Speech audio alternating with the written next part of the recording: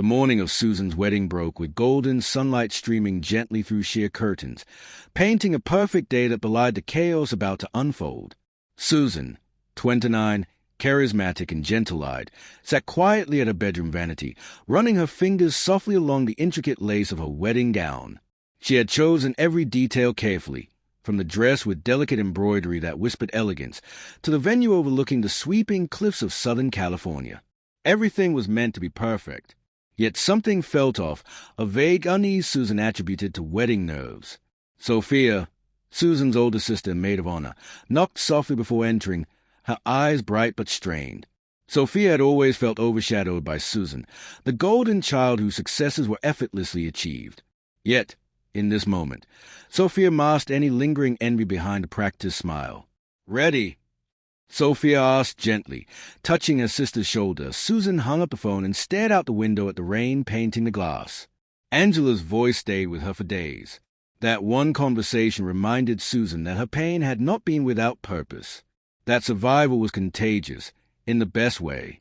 Later that year, Susan returned to the cliffs.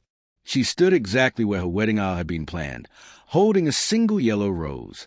A small crowd gathered nearby, survivors, therapists, advocates, and friends.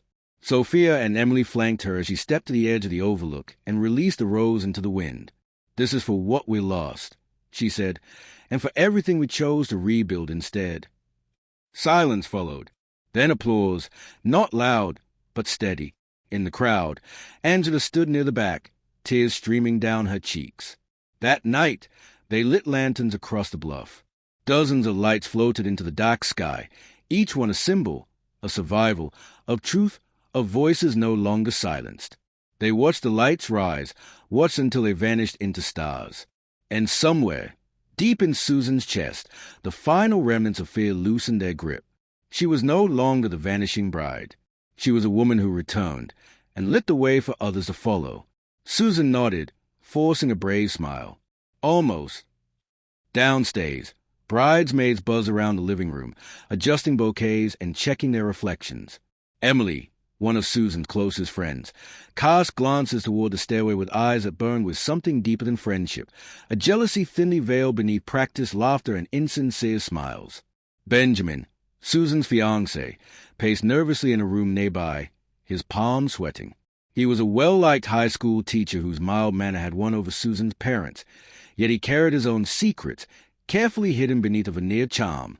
What no one knew was that Benjamin had been receiving anonymous threats for weeks, his gambling debt finally catching up with him in the form of shady men who seemed to watch him from a distance. Across town, miles from the joyful gathering, an old flame named Mark sat in his dimly lit apartment, staring at a photo of Susan. His obsession had spiraled since their breakup 2 years prior, growing silently until it threatened to consume him. The walls of his room were decorated not only with memories but disturbing annotations of Susan's daily life.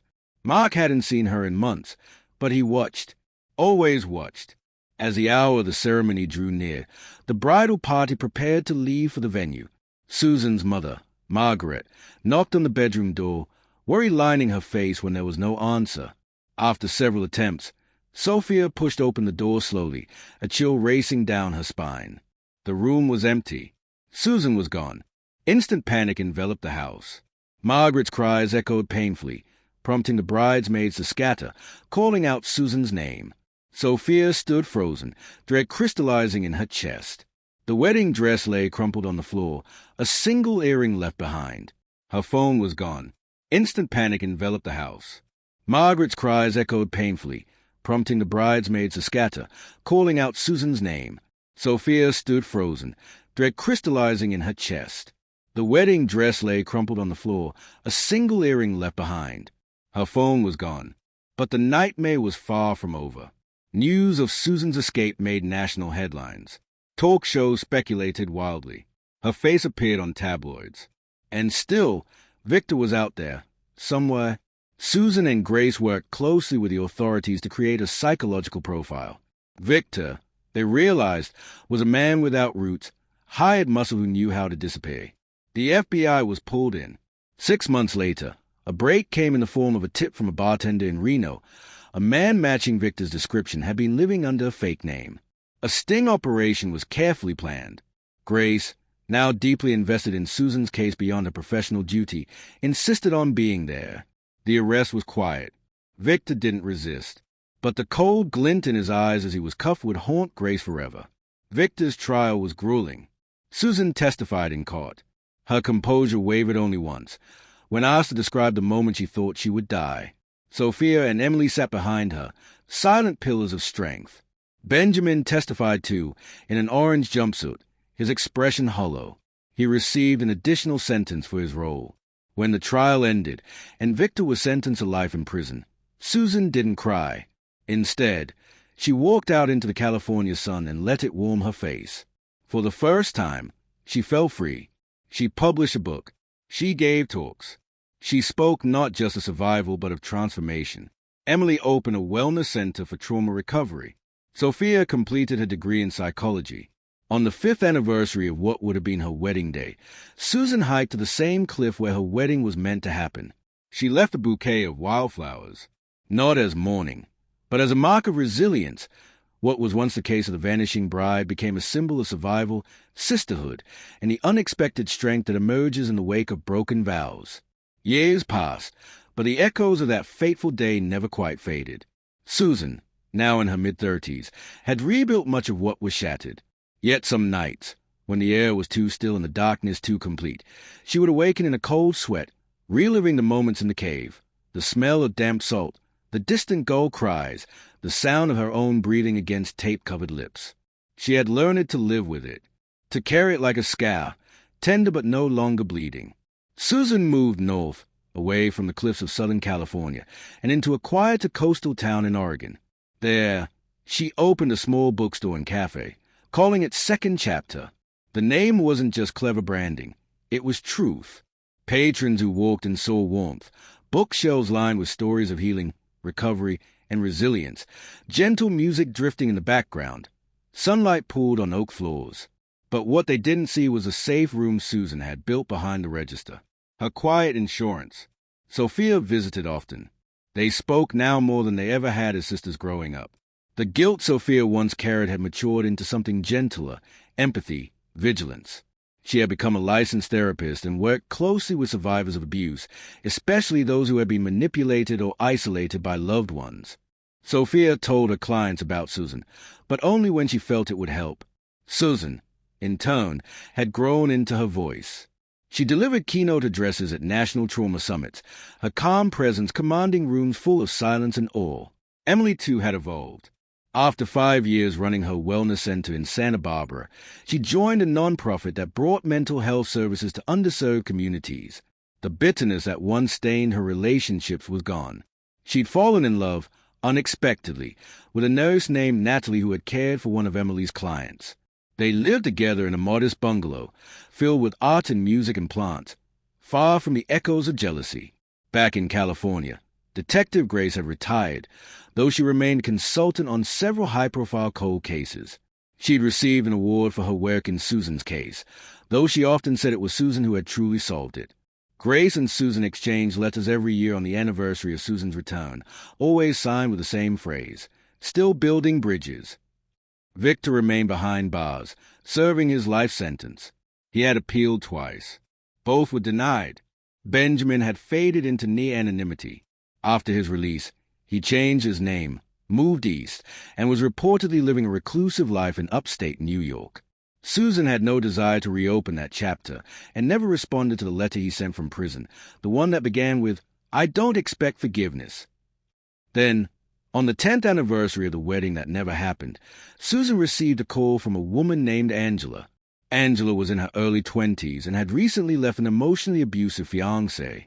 She had read Susan's memoir in a community support group. "Your book helped me leave," she said, voice trembling. "I wanted you to know that." Susan hung up the phone and stared out the window at the rain painting the glass. Angela's voice stayed with her for days. That one conversation reminded Susan that her pain had not been without purpose, that survival was contagious, in the best way. Later that year, Susan returned to the cliffs. She stood exactly where her wedding aisle had been planned, holding a single yellow rose. A small crowd gathered nearby, survivors, therapists, advocates, and friends. Sophia and Emily flanked her as she stepped to the edge of the overlook and released a rose into the wind. "This is for what we lost," she said, "and for everything we chose to rebuild instead." Silence followed, then applause, not loud, but steady. In the crowd, Angela stood near the back, tears streaming down her cheeks. That night, they lit lanterns across the bluff. Dozens of lights floated into the dark sky, each one a symbol, of survival, of truth, of voices no longer silenced. They watched the lights rise, watched until they vanished into stars. And somewhere, deep in Susan's chest, the final remnants of fear loosened their grip. She was no longer the vanishing bride. She was a woman who returned, and lit the way for others to follow. 2 weeks after the lantern ceremony, Susan received a letter from a stranger. The envelope was plain, the return address listed only as Marin County Correctional Center. At first, she nearly tossed it, but the handwriting, it wasn't Benjamin's. She opened it carefully. "Dear Susan, my name is Aiden Flores. I was Victor's cellmate. Before he died last month, he spoke your name often. I don't know if this will bring you peace or more pain, but he wanted you to have this." Inside was a folded sheet of notebook paper with a crude sketch, the view from the cave where Susan had been held, the rocks, the inlet, the crude wooden door he'd wedged across the entrance, and at the bottom, scribbled in rough, shaking print, "I didn't know how to let go of my past. You were never meant to pay for it." Susan sat for a long time, staring at the drawing. Victor was gone. A part of her felt relief. Another part felt nothing. Not forgiveness. Not rage. Just emptiness, like a room finally abandoned. She placed the letter in a showbox marked truths. She kept others there. The hospital bracelet, the transcript from Benjamin's sentencing, her handwritten journal entries from the recovery clinic. Each one a shard of a mirror she had been slowly piecing together for 10 years. That night, Susan made tea and called Sophia. "Is dead," she said simply. There was a pause. "Do you feel free?" "I feel like I'm finally allowed to feel," Susan replied. In the months that followed, Susan agreed to participate in a documentary titled Vanishing Bride. What really happened? The film followed not only her case but several others, women who had survived betrayal from within their own families, partners, or circles of trust.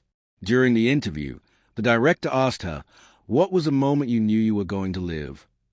Susan answered, "When I was lying in that cave, watching sunlight crawl across the rock, I realized that even when you're trapped, the light still moves. That meant time hadn't stopped. And if time moves, maybe I could too." The documentary aired to critical acclaim. Survivors across the country reached out, some with words, others with silence but firm, grateful nods in person at events. Susan had become something she never wanted to be, a symbol, but she accepted it, because symbols light the way. They are lighthouses, even when cracked. Sophia, meanwhile, launched a nationwide trauma recovery initiative. With grant support and the nonprofit experience she gained, she opened the Rebuild Center in San Diego, a hub for group therapy, legal support, and survivor storytelling. Susan spoke at its opening. Emily joined the board. Natalie, Emily's partner, ran the on-site medical response program. At the heart of the building was a sculpture of a bridge made entirely from broken mirror pieces and sea glass. Underneath it, a plaque read, "Even shattered things can carry us forward." But closure, Susan would often say, is a myth sold to survivors. There were still nights when she dreamed of the cave, still mornings when she watched the sunrise and had to remind herself it wasn't a countdown. One particularly rough evening, after a conference in Chicago, she stood at her hotel window, looking down at the city lights and trying to slow her breathing.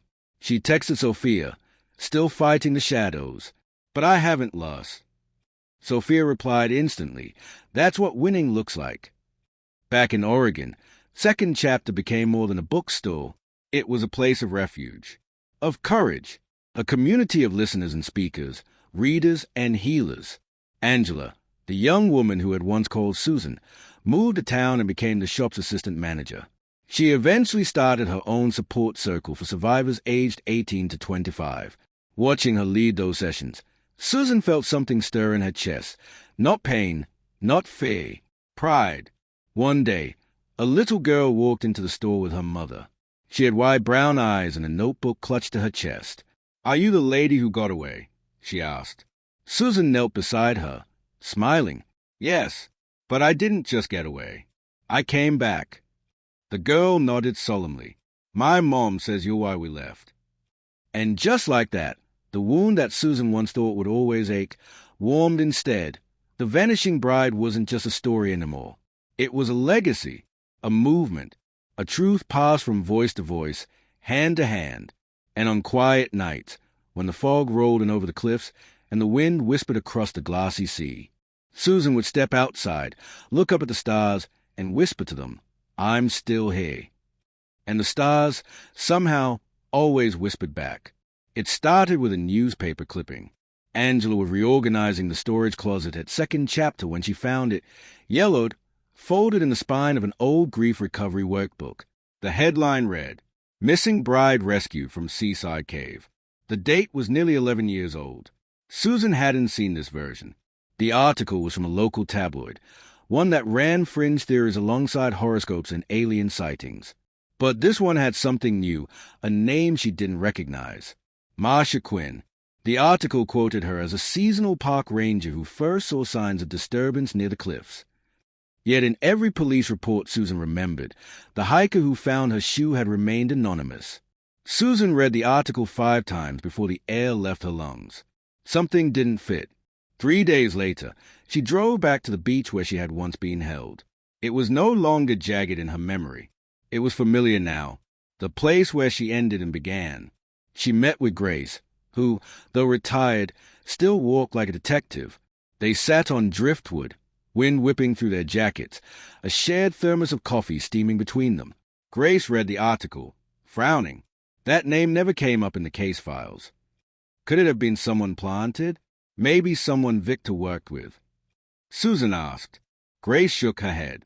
If this woman saw something and didn't report it directly, maybe she was scared. Or maybe she knew more than she said. Together, they tracked down Marcia Quinn, now living under her married name in Crescent Bay, working at a local wildlife refuge. Marcia was kind, soft-spoken. When they approached her home, she recognized Susan instantly.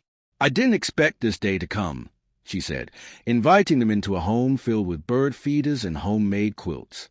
When asked why she never came forward directly, Marcia's expression shifted. "I saw more than your shoe, Susan," she said. "I saw someone dragging something. I thought it was a deer. But then I saw hair, blonde, and I panicked. Why didn't you call the police?" "I did, anonymously. I use a payphone in Monterey." Grace's jaw tensed. "Why the alias in the article, then?" "I didn't give it. The reporter must have tracked me down later. I refused to comment, but they pieced it together. I wasn't ready. I still wasn't sure what I saw." There was a beat of silence. Then Susan leaned forward, voice calm. "You saved my life, even if you were afraid, even if it took years to meet. Thank you." Marcia began to cry. Later, driving back through winding cliffs and eucalyptus groves, Grace asked, "What made you go looking again?" Susan thought for a while. Something in me said the story wasn't done, that there was still a thread left hanging. Grace nodded. "Closure is layered. Sometimes it comes in whispers." That fall, Susan launched the Ribbon Project, a nationwide initiative encouraging survivors of trauma to trace their healing journey using a symbolic ribbon. "Because healing isn't linear," she said in the launch video. "It's loops and knots and threads that hold us together. Ribbons that once bound our fear can also mark our courage." Thousands of stories poured in. Blue ribbons tied to courthouse benches, yellow ones at shelters, purple at vigils, red ribbons sent to prison inmates asking for forgiveness from survivors they harmed. The project sparked partnerships with mental health orgs, schools, and even law enforcement agencies. Susan became a consultant on trauma-informed response practices across state departments. One evening, Angela hosted a small gathering at the bookstore to celebrate the Ribbon Project's 1-year anniversary. Susan sat in the back, smiling quietly as a teenage boy took the MIC. His name was Eli. His mother had survived domestic abuse and always told him that kindness was resistance. "She read me vanished vows when I was 11, he said. It changed how I see strength. Susan, wherever you are in the room, thank you. Susan wept silently, not because of sadness, but because she finally understood what healing could become when it spread like light through others. 15 years after the vanishing, the cliff still stood, strong, weathered, familiar. Susan walked the trail alone, now part of a state monument with a plaque telling her story, not of crime, but of courage. She stopped at the edge and took out her notebook. I am no longer afraid of caves. I am not haunted by footsteps behind me. I no longer flinch when I hear wind through stone. I am the one who walks forward, because the ones who tried to silence me only sharpened my voice. Behind her, dozens of women hiked toward the cliff's edge, survivors from across the country, the final stop in their annual ribbon retreat. Susan turned, smiling. "It's time," she said. They stepped forward together, and the sun, as if called by their names, broke fully over the horizon. The retreat ended with a quiet evening bonfire. Each woman at the ribbon retreat placed her ribbon into the flames, not to destroy the pain it symbolized, but to honor it. The fire didn't erase what they'd been through. It transformed it, smoke curling upward like prayers, heat reminding them they were alive, and glowing embers echoing the words Susan had spoken at every gathering. What tried to bury you was not stronger than what rose inside you.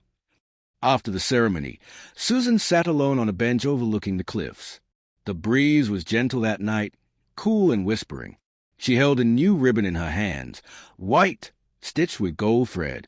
The others didn't know about this one. It was from her mother. Margaret had written a letter a few days before, tucked it into a package with a ribbon and a photo of Susan at age 7, wearing a crown made of daisies.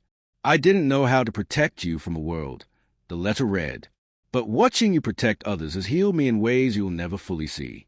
You became the kind of woman I would follow through any storm." Susan held the ribbon to her chest and closed her eyes. For the first time in a long time, she allowed herself to feel everything: the pain, the betrayal, the loss, the love, the light.